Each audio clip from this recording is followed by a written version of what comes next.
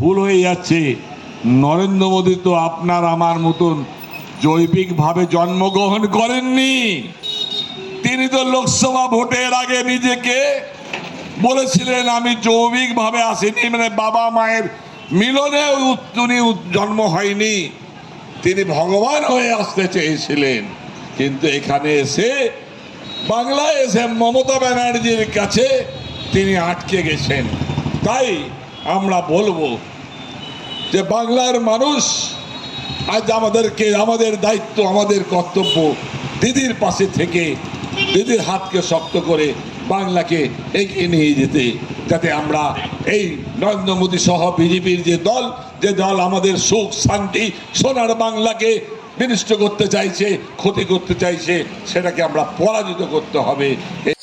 21শে জুলাইয়ের মঞ্চ থেকে তৃণমূল সুপ্রিমো মমতা বন্দ্যোপাধ্যায় ভাষা আন্দোলনের ডাক দিয়েছিলেন এবং তিনি সেদিন বলেছিলেন যে পশ্চিমবঙ্গের প্রত্যেকটা জায়গায় ভাষা আন্দোলন শুরু হবে এবং সম্ভবত সেই তথ্য অনুসারে আজ রামপুরহাট তৃণমূল কংগ্রেসের ডাকে রামপুরহাট শহরের কামারপট্টি মোড়ে একটা বিক্ষোভ মঞ্চ তৈরি করা হয়েছে।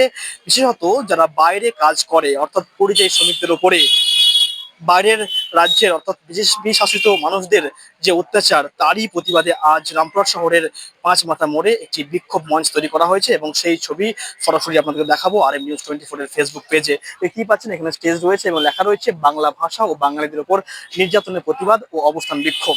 এবং এখানে উপস্থিত ছিলেন পশ্চিমবঙ্গ রাজ্যের deputy speaker doctor Ashis Bandyopadhyay, এখানে উপস্থিত ছিলেন সৈয়দ রাজ, যিনি ছিলেন অনেক তৃণমূলের নেতৃত্ববর্গ। নষ্ট করা, এটাই বাংলার মাটিতে এসে বিজেপি আটকে যাচ্ছে। কারণ বাংলার মাটি হিন্দু মুসলিম শিখ খ্রিস্টানের যে অটুট বন্ধন, সেই বন্ধনটা মমতা ব্যানার্জি করে রেখেছেন। আজকে সকাল থেকে আপনারা দেখছেন এখানে আশিস ব্যানার্জি আছে, এখানে সৌমেন ভগত আছে, এখানে দিলীপ ভট্টাচার্য আছে, আব্দুল রেকিব আছে, সৈয়দ সিরাজ জিম্মি আছে, টিঙ্কু সাউ আছে। আমরা সবাই বাঙালি,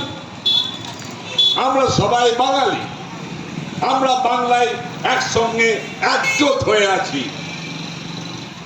তোরা কি ভাবছেন যে বাংলার বাইরে বিভিন্ন প্রান্তে দিল্লি হরিয়ানা গুজরাটে বাঙালিদের উপর মারলে এখানে আমরা বাঙালি এখানকার খেপে গিয়ে এখানকার যারা গুজরাটি আছেন, এখানকার যারা উত্তরপ্রদেশের বাইরে ব্যবসা করছেন, এখানে যারা দিল্লি থেকে এসে ব্যবসা করছেন, আমরা কি মানুষ কি তাদেরকে গিয়ে মারধর করবে, তাদেরকে কি ঘর দর চালাবে?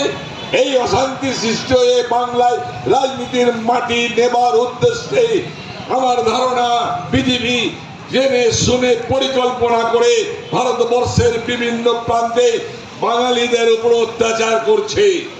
যে হিন্দু মুসলমানের লড়াই বাংলায় লাগানো যায়নি, একটার পর একটা রাজনৈতিক ভোটে মমতা ব্যানার্জির কাছে পরাজিত হয়ে, অভিষেক ব্যানার্জির ক্ষমতার বুদ্ধির কাছে পরাজিত হয়ে তারা এই নতুন পরিকল্পনা নিয়েছে। মারো বাপ দিল্লিতে বাঙালিদেরকে, ঘর ভেঙে দাও, গুজরাটের বাঙালিদের আগুন লাগিয়ে দাও, পুলিশে ধরে নিয়ে যাও, ওকে মারো। আর সেই সঙ্গে সঙ্গে পরিষ্কার করছে দিল্লিতে বিজেপির প্রতিনিধি বলছে যে বাংলা বলে কোনো ভাষা নাই নাকি, বাংলা বলে কোনো ভাষা নাই। কোথা থেকে বলছে? দিল্লি থেকে বলছে। কে বলছে? বিজেপির ভারতবর্ষের যিনি মূল মুখপাত্র তিনি বলছেন। কেন বন্ধু, হঠাৎ করে কেন মনে হলো? বাঙালিকে পারছেন না বলে? জেনে রাখবেন পুরনো দিনের কথা, what Bengal things today, India things tomorrow. Bangla যে ভাবে, বাঙালি আজকে যে কথা ভাবে, সেইটা গোটা ভারতবর্ষের মানুষ আগামী কাল ভাবে। তাই তো আমাদের ইতিহাস বলছে বিনয় বাদল দীনেশ যখন বাংলার জন্য ভারতবর্ষের জন্য আন্দোলন করে শহীদ হলো, তাই সে কি গুজরাটি ছিল? হাসতে হাসতে ফাঁসির মঞ্চে জীবনের জয়গান গেয়ে গেলেন ক্ষুদিরাম। তিনি কি ইউপির লোক ছিলেন? মাতঙ্গিনী হাজরা তিনি কি রাজপুরের লোক ছিলেন? না, তারা আমাদের গর্ব, তারা আমাদের বাংলা মাটির মানুষ ছিলেন। সেই বাংলার গর্ব, বাংলার একতাকে ভেঙে দেবার চেষ্টা করছে এই বিজেপি। কারণ তারা চাইছে যে এই বাংলাটাকে তারা দখল করতে।